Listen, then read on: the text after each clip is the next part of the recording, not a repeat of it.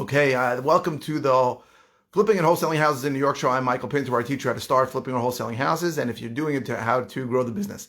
This is a complicated topic, and I am concerned that I'm going to miss something, but the question is about permits, violations, certificates of occupancy, what they mean, what they do, and it is not an easy issue. Very often, properties that we buy are being offered to us because there's some kind of problem. There's a violation on it. There's an open permit on it. These are things that all show up on a title report. When you order title before you buy, and certainly before you sell, someone else is going to order title. They're going to look to see on the title report a housing and building search from the local municipality, whether it's a town of Hempstead, town of North Hempstead, town of Oyster Bay, in Nassau, or any of the incorporated villages. In Suffolk, it's town of Brookhaven. There's a lot of towns.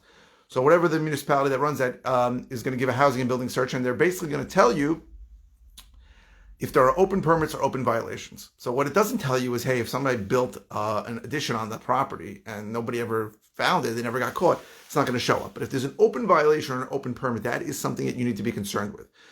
It becomes an issue. Now, it doesn't mean you can't buy it, doesn't mean you can't wholesale it, but you need to be concerned with what that means. Because if there's an open violation or an open permit, and there's a million different types of violations and a million different permits, it means that an end user buyer who's going to move in there is going to need that rectified.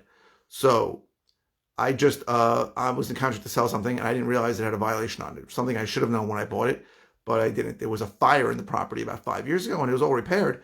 But when I went to sell it, the guy says, you have to take care of that. And I'm taking care of it. So before you buy, you need to look at the housing and building search. You should speak to your attorney about it.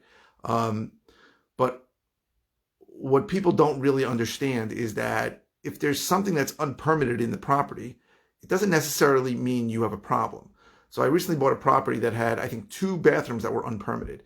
And the buyers came to me and said, what are we going to do with this? I go, it's not a problem. I said, you can get it legalized later. I said, but you're not, there's no violation on it, and there's no permit for it. Open violations and open permits. So I'll usually ask a seller, are there open violations, open permits? And if there are, it may affect my price that I pay. If there aren't, I may put into the contract, no open violations, no open permits. And then if something shows up, it gives me an out to get out of the contract if I want, or a way to renegotiate if it shows up. So what are typical violations? Typical violations are work without a permit, an addition being that was done without a permit,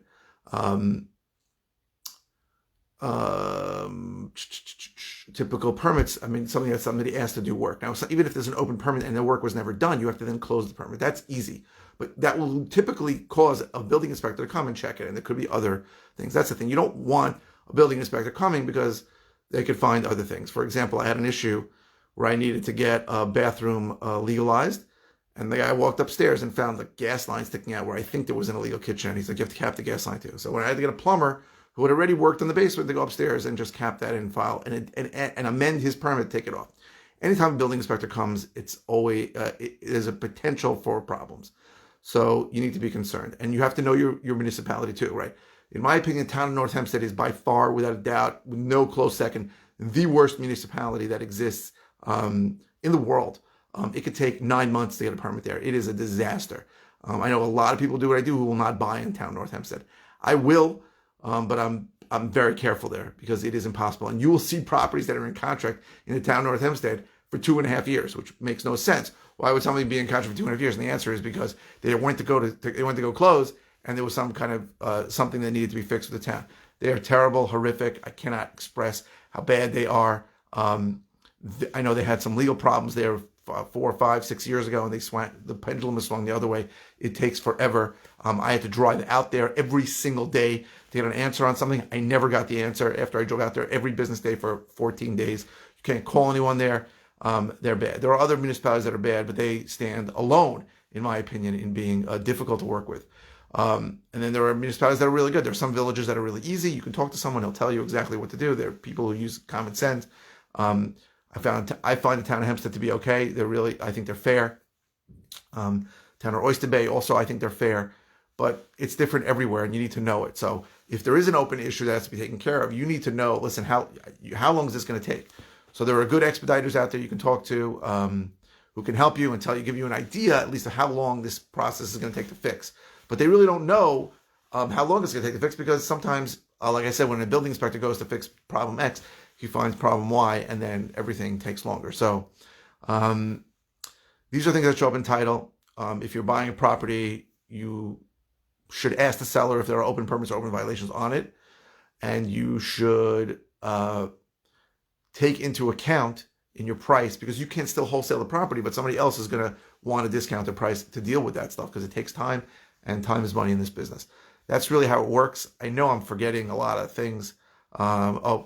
Permitting issues. So every municipality is different of what requires a permit. So, I mean, the village of Malvern requires a permit if you're replacing 2 windows, not 1 window. So if you replace 1 window and you replace another window the next week, you don't need a permit. But if you replace 2 windows at the same time, you do need a permit. Every village and municipality has different rules. You have to be concerned if you're doing work, if it needs a permit or not. Some people say they'll file a maintain permit, which is like the work is done, even though they're doing the work. It costs a little more, but they don't go so deep into, they don't look behind the walls. There's a lot of discussion about that. I don't want to get into all the details, but you need to know what needs a permit and what doesn't need a permit. You need to speak to an expediter whether you really should file a permit on something that's a gray area and what the risks are if you get caught without it. Some places will give you a stop work order for 30 days. Some people will give you a stop work order and they'll push you back for so long it may not be worth it. So, these are the ins and outs of doing work and of buying properties, and you need to know that before you get into something. So again, I would ask every seller, are there open permits or open violations? When you get the title, make sure that he's telling the truth. If he's not, and he may not be lying, he just may not know about it. He may not even know that there was a violation done before. And he may have bought the property and had a violation, an open permit. I just had a situation with an open permit from 1961. I must have, the property probably changed hands 5 times since then. So these things happen. You can buy a property like that, but most end user buyers and their attorneys will tell them we don't want to take it, or the title company will say you have to deal with it. Or if there's a lender, if you're buying all cash, it's not an issue, but a lender might have a problem with that. So again, if you like these videos, please click like. If you want to know how I can help you flip or wholesale houses in New York, go to howtoflipnewyork.com. If you're watching on YouTube, please subscribe. And please comment any request. This is by request. If you have any requests for anything that I've done, don't be afraid. If I recently did it, I'll just send you the link. So any requests for videos or any information you want, I'm here to help you. My phone number is in the show notes. You can call me in the office. Thank you very, very much for watching.